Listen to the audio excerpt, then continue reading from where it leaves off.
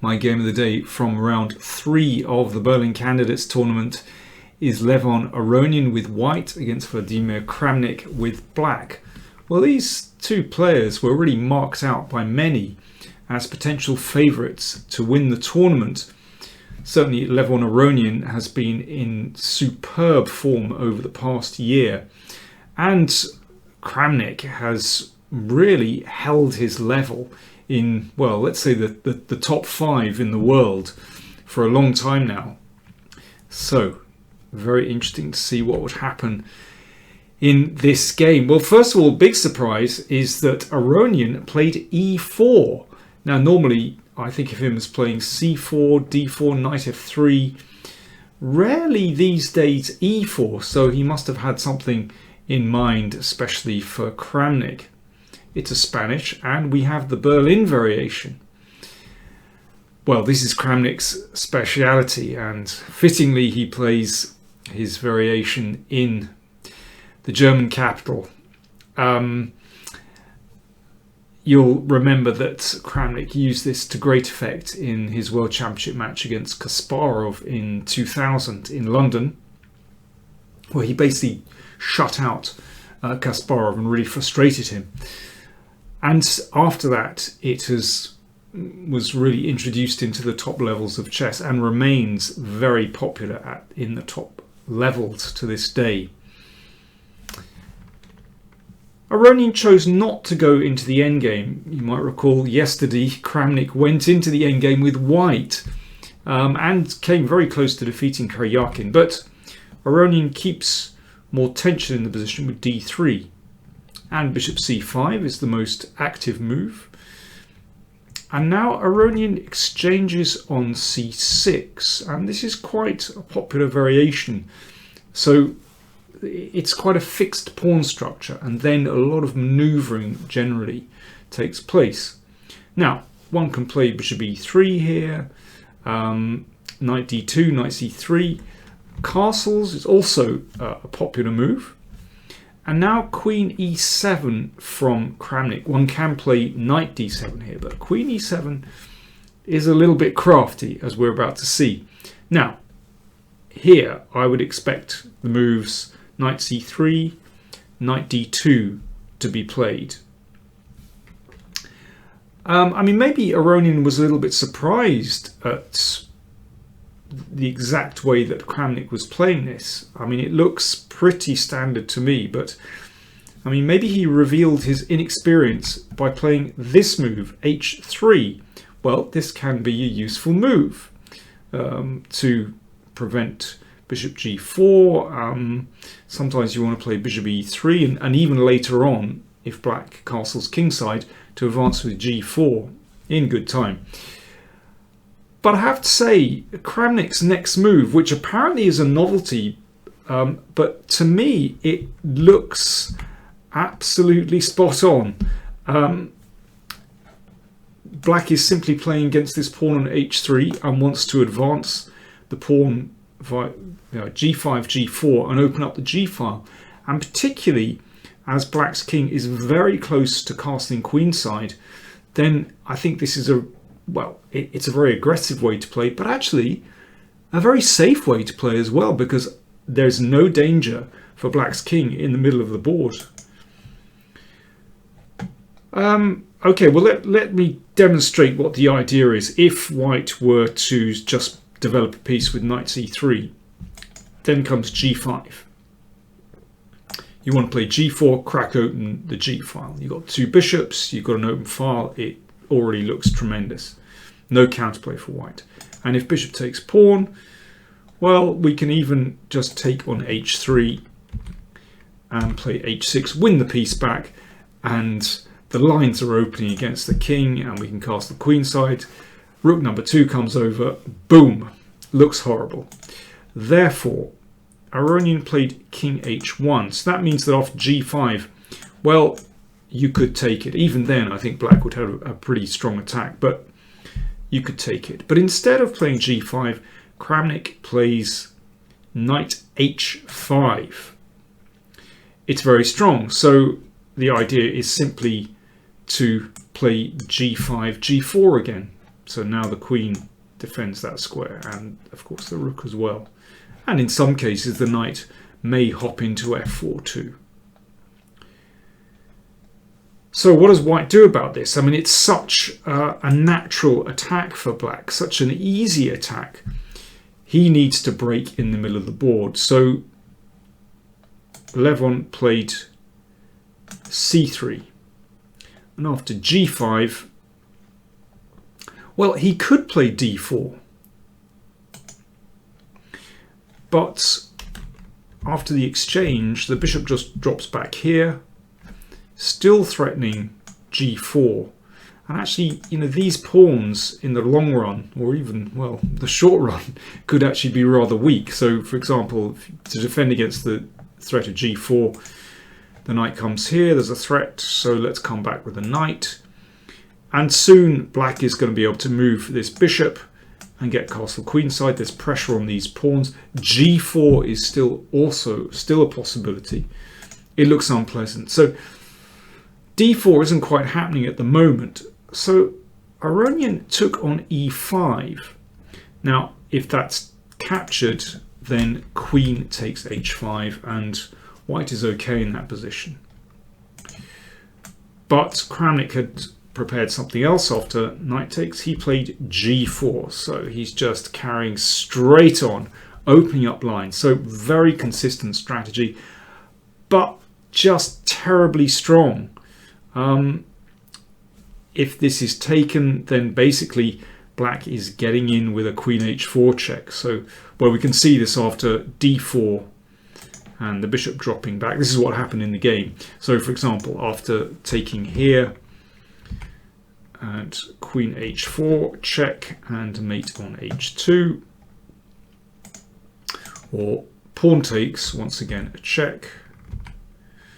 Let's exchange off. It's actually, it's pretty straightforward. We're just cracking open the g file. Let's get another rook in play, and it's no big surprise that with all black's pieces attacking, that, I mean, this is an absolutely crushing attack. You can see white's pieces on the queen side still on their starting blocks. It's just a case of sheer weight of numbers here.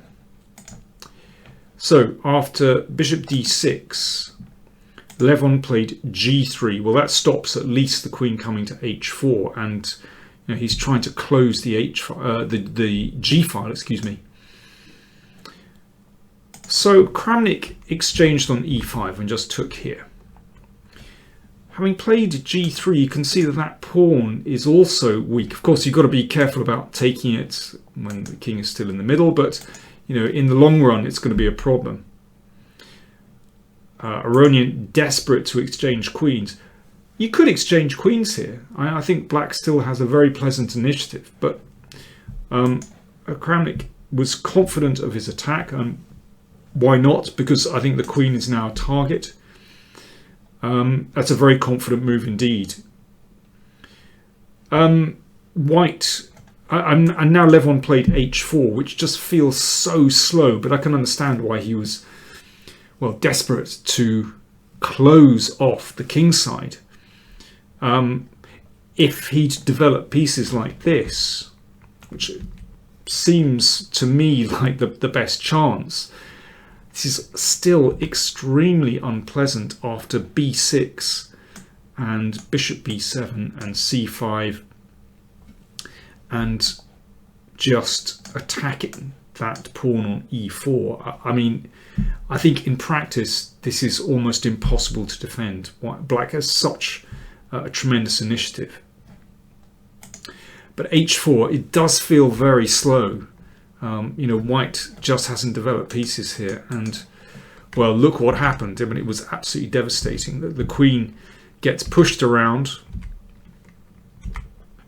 You could come back, but well, queen d3 gets hit by rook d8. Okay, queen a4, and now f5. So just opening up this diagonal. And well, let's look at e takes f5, because there is a brutal finish.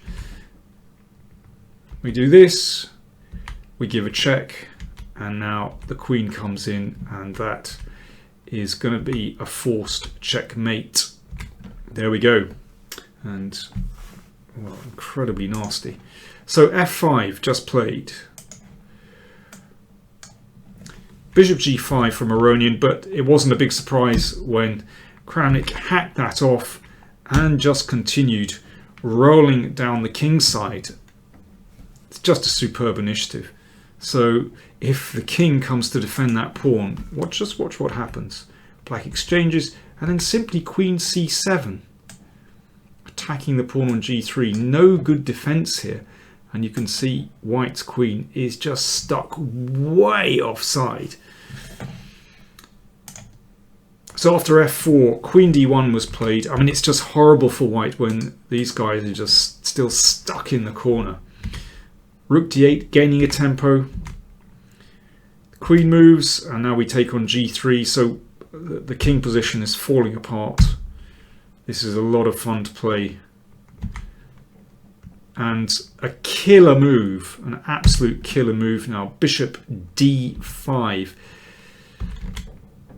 If that's taken, then, well, it's not a big surprise that black is able to checkmate a king with queen, rook and knight, and the king has no defenders. Well, I'm sure you can work out the rest for yourself. It's really not difficult.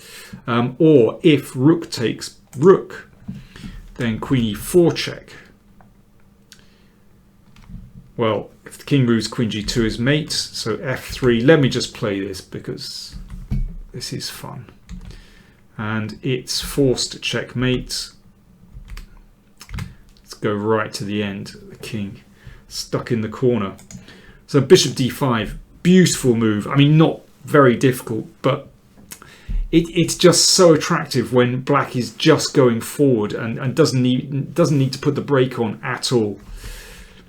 f3. That got taken. Now Kramnik is a whole rook down, but, well, it's clear what's going on here. So many checkmates threatened. Queen here or here for starters, and after rook e1, g2, and here Levon resigned. So, for example, if king g1, let's play this one. We'll do that one. And we'll get a queen and, well, let's go to mate. That's quite a convincing final position.